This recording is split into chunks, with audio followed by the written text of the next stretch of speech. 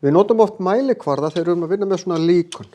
Ef ég les hérna undir þá stendur 1 á móti 43.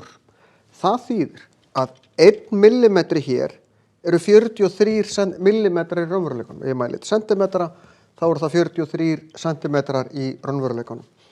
Þannig það sem við þurfum að gera er að mæla lengd og breidd á þessum bíl hérna. Og bíllinn ég bara teikna bílinn svona, þetta er húddið, hérna er stýrið. Bíllinn 98 millimetrar að lengd og hann 41 millimetri á breidd.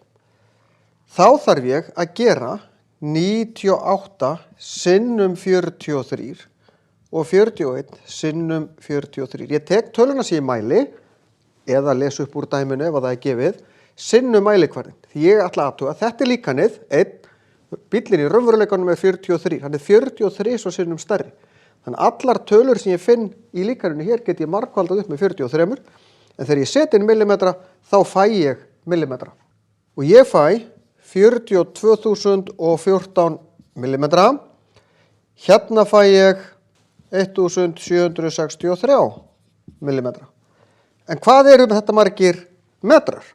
Jú, ef ég ætla að breyta í sentimetra þá fær ég komuna 1, desimetra metra, þetta 1,763 metrar, 4,214 metrar. Skiptir ekki öllu máli hvort ég geri nema það standi. Skilað í millimetrum, skilað í sentimetrum, skilað í metrum eða hverjum sem Tökum töluna á líkaninu til þess að komast upp í raunveruleikann og þarf ég að margfalda með hlutfallinu, svo fremi sem að hlutfallið sé reyndar 1 á móti sem það nú ansi oft.